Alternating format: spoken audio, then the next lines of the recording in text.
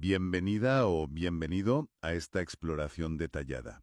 Hoy nos metemos en un tema complicado y a menudo invisible, la sensibilidad química múltiple, la SQM. Vamos a basarnos en un análisis que encontramos en el canal La Otra Perspectiva. Nuestro objetivo hoy es entender qué es la SQM según esta fuente, claro, cómo afecta a las personas y, sobre todo, desentrañar la perspectiva que presenta sobre las causas, que va un poco más allá de la simple predisposición de cada uno. Vamos a ello. Exacto. Vamos a ver los puntos clave de esta fuente, que, como dices, no solo describe la dolencia, sino que apunta bastante a factores externos, factores sistémicos, ¿no? Y, bueno, presenta una crítica bastante directa a cómo se enfoca el problema hoy en día o cómo cree que se enfoca. Veremos los síntomas, las dificultades de diagnóstico y esa crítica que comentabas. Vale, pues empecemos por ahí, por cómo define la fuente la SQM. La describe como una condición que afecta a la gente en distintos grados. Puede ser leve o muy incapacitante. Pero subraya algo que considera fundamental, que se reconozca oficialmente como enfermedad. Dicen que esto es clave para, bueno, para devolver la dignidad a quienes la padecen, para que se valide su sufrimiento. Claro, para que se tome en serio. Y el impacto en la vida diaria que relata la fuente es tremendo, la verdad. Describe cómo muchas personas se ven pues, obligadas a recluirse en casa. Su casa se convierte en su única zona de confort, digamos. Y eso implica un control, pero minucioso, de cada producto que entra. Comida, limpieza, ropa, todo. Uf, tiene que ser agotador. Cosas que hacemos sin pensar, ir a comprar, al trabajo, dar un paseo. Para estas personas, según esta visión, se convierten en... En verdaderos retos. Y la fuente insiste en que la reacción física puede venir horas después, no tiene por qué ser inmediata. Exacto. Esa latencia es un punto importante que remarca. Y cuando identifica las amenazas, apunta directamente a cosas súper cotidianas. Productos de limpieza, detergentes, suavizantes con esos olores tan fuertes, ambientadores, cosméticos, perfumes. Vamos, lo que llama químicos sintéticos por todas partes. Claro, y eso nos lleva a la pregunta central que plantea la fuente, ¿no? El meollo de su argumento. ¿De dónde viene realmente el problema? ¿Es solo cosa de algunas personas o hay algo más en nuestro entorno? Ujú. Pues antes de entrar de lleno en la causa, la fuente se para a detallar los síntomas físicos que asocia a la SQM. Y el cuadro que pinta es variado y bastante duro. Menciona, por ejemplo, irritación bronquial, que puede llevar a problemas respiratorios crónicos, tipo asma, ¿sabes? Dificultad para respirar. También habla de congestión nasal, rinitis, ¿no? O sea, la nariz siempre tapada o irritada, y problemas en los ojos, picor, sequedad, como una conjuntivitis, incluso de oídos, otitis y cosas en la piel, eczemas, dermatitis. Afecta a muchos sitios, parece. Efectivamente, es multisistémico, como bien dices. Pueden aparecer síntomas en muchas partes. Y aquí es donde la fuente introduce una crítica al camino habitual del diagnóstico. Dice que a menudo alguien con estos síntomas acaba en el alergólogo.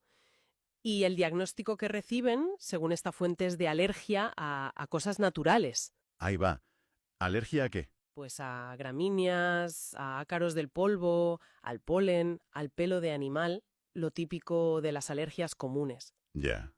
Y la fuente, por lo que veo, no se muerde la lengua con esto, ¿verdad? No, nada. Critica esa vía diagnóstica con bastante dureza. Llega a decir que es muy fácil echar la culpa a la naturaleza, que es insolvente y no rinde cuentas. La idea que transmite es que culpar a lo natural desvía la atención de otras posibles causas. Claro, porque mientras te centras en los ácaros o el polen, ¿qué pasa con otros síntomas? Exacto. Otros síntomas que la fuente también relaciona directamente con los químicos, como los dolores de cabeza fuertes, migrañas, mareos, esa sensación de que te vas a desmayar o un cansancio brutal crónico. Esos síntomas, según esta visión, se quedan sin una explicación clara dentro de ese diagnóstico de alergia natural. Y la conexión que hace la fuente entre químico y síntoma es muy directa.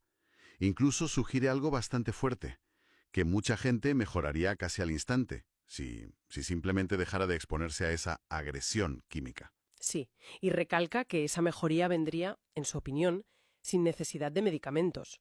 Esto refuerza su hipótesis central. Causa, exposición química; efecto, síntomas.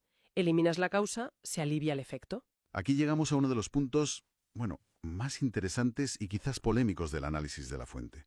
El tema de la causa raíz de la SQM. Argumenta con mucha fuerza que el problema no está solo en la condición física del propio afectado. O sea, sí, reconoce que puede haber una predisposición, ¿no? Una sensibilidad mayor en algunas personas. Pero critica de frente las explicaciones que se quedan solo ahí. Llama directamente a absurdas a las justificaciones que apuntan únicamente a la naturaleza y predisposición de la persona como única causa.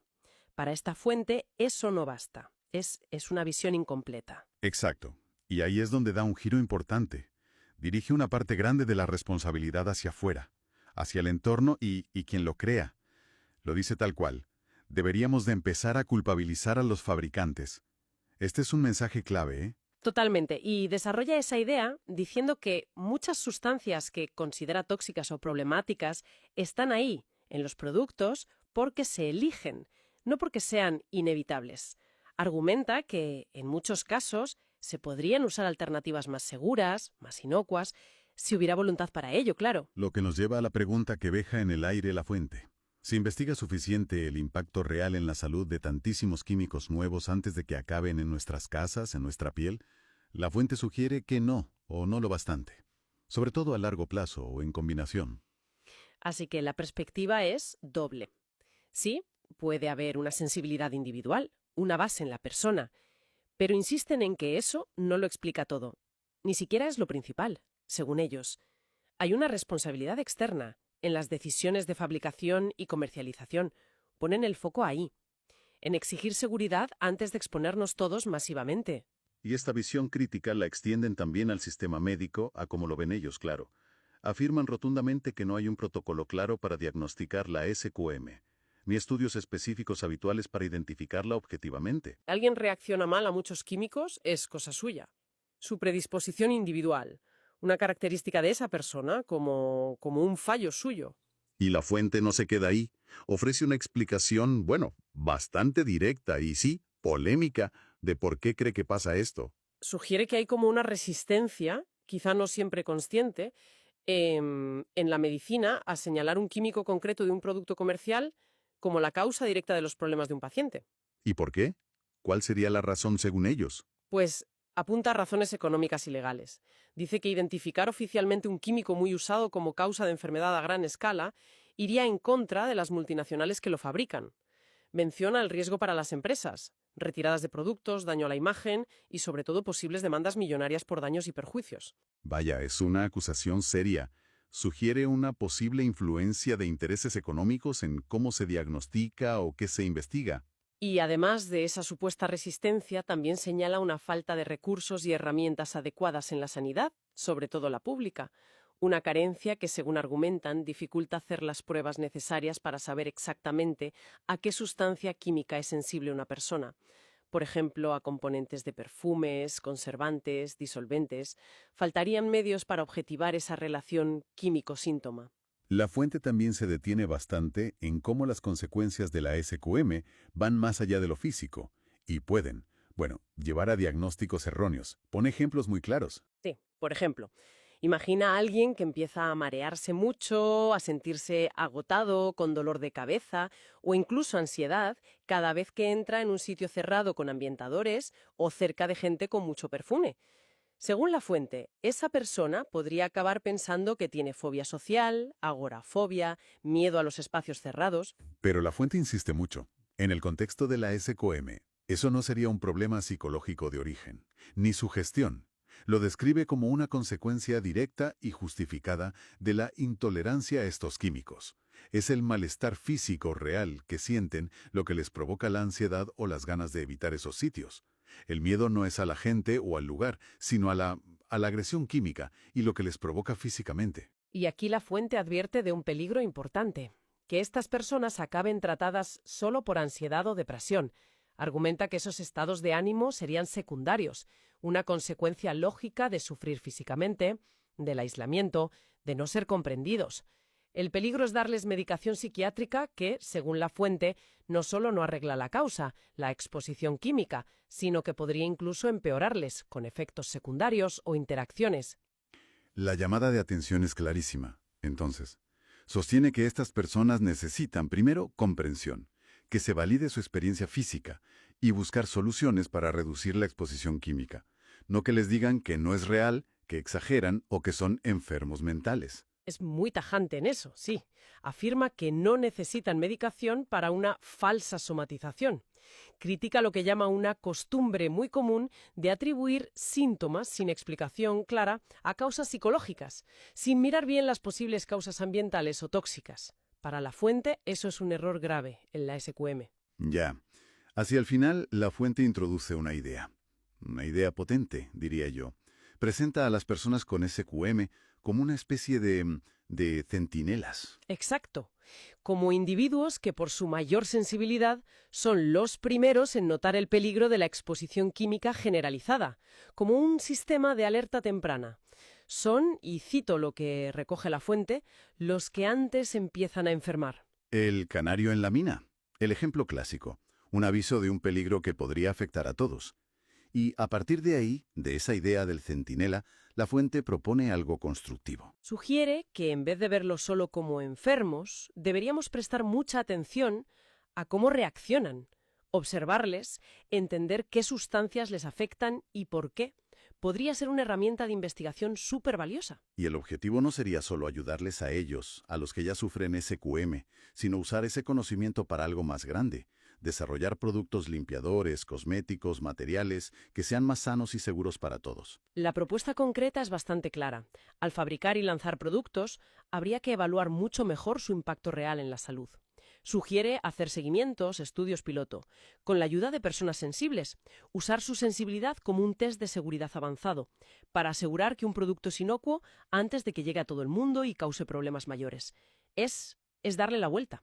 La vulnerabilidad individual como herramienta de prevención colectiva. Muy bien, pues después de este recorrido por el análisis de la otra perspectiva, ¿qué nos llevamos? Parece que la SQM se presenta aquí de una forma muy concreta, no solo como una condición individual, a veces invisible y muy dura para quien la vive, sino también como un espejo que, según esta fuente, refleja problemas más amplios, más sistémicos. Pone sobre la mesa la omnipresencia de químicos sintéticos, la pregunta sobre la responsabilidad de quienes los fabrican y venden, y las lagunas que esta fuente ve en el sistema de salud para reconocerlo, diagnosticarlo bien y abordarlo desde su raíz ambiental. La visión que nos deja es desde luego crítica. Desafía la narrativa que se centra solo en la predisposición individual. Aunque no la niega del todo, sí que mueve el foco hacia afuera, hacia el entorno químico y las decisiones económicas industriales detrás. Subraya esa dualidad que comentabas al principio, ¿verdad? Sí, puede haber una sensibilidad de base, pero la fuente insiste mucho. Hay que mirar también, y quizás sobre todo, a los fabricantes y a lo que llevan los productos. Piden un cambio de chip, tanto en la industria como en la medicina, dejar de culpar solo al individuo y evaluar críticamente el entorno. Y como reflexión final, una pregunta que queda ahí flotando después de escuchar esta perspectiva. Si, como sugiere esta fuente, hay una conexión tan directa y quizás más común de lo que pensamos entre la exposición diaria a químicos comunes y tantos síntomas físicos que a veces se minimizan o se diagnostican mal, ¿qué implicaciones más grandes podría tener esto para la salud?